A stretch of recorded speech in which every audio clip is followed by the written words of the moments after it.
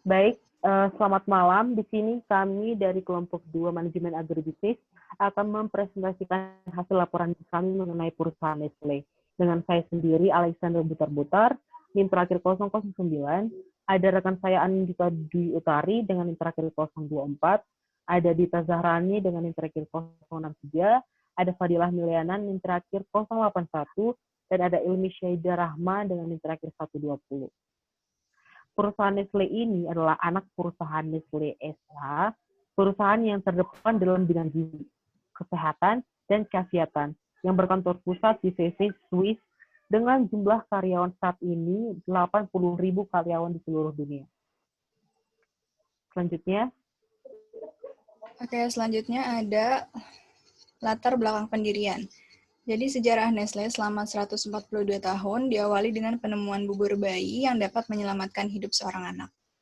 Sejak saat itu, Nestle mengembangkan produk makanan dan minuman yang memberikan manfaat dalam kesehatan.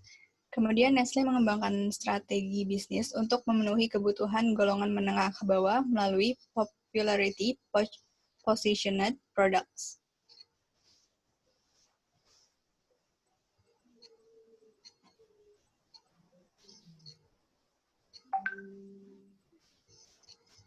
Struktur organisasi PT Nestle.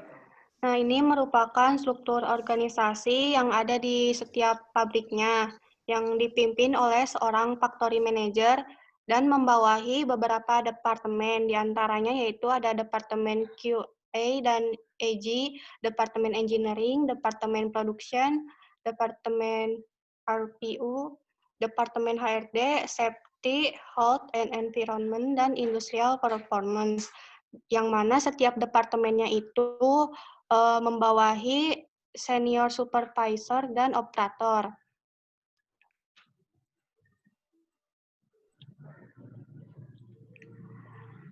Nah, berikut ini merupakan laporan kinerja dari perusahaan PT Nestle.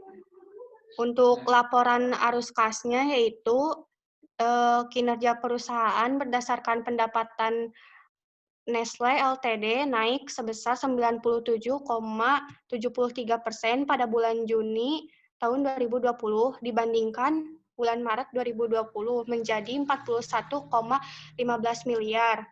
Nah, untuk pemasukan bersihnya itu turun sebesar 22,97% menjadi 5,88 miliar. Rasio utang atau aset Nestle Ltd.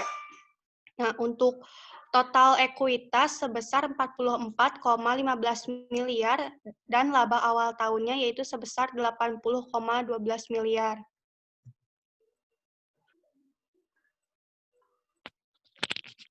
Oke, selanjutnya ada evaluasi bisnis dari perusahaan Nestle.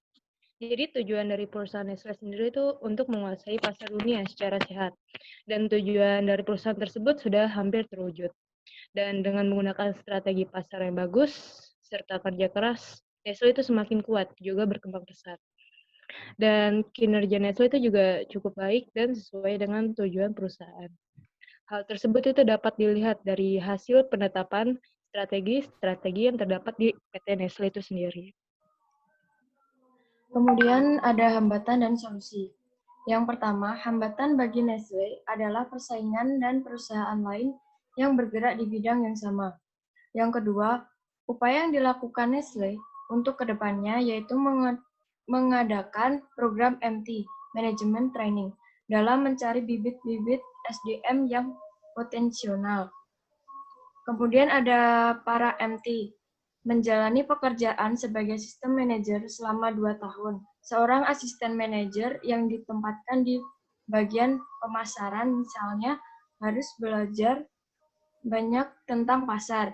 Ia mesti terjun ke pasar tradisional hingga ke pelosok daerah untuk memahami kebutuhan konsumen. Selanjutnya ada rencana perkembangan usaha. Yang pertama, pengembangan produk. Mengaplikasikan Nestle Nutritional Profiling System untuk memastikan produk memberikan nilai gizi yang baik bagi konsumen. Terus ada perluasan pasar.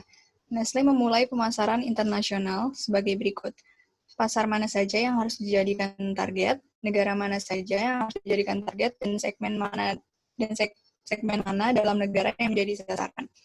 Terus yang terakhir ada mengukur kinerja. Jadi dilihat dari strategi perluasan pasar, Nestle mulai merambah pasar kelas menengah ke bawah dengan membuat produk eceran dengan harga yang relatif terjangkau.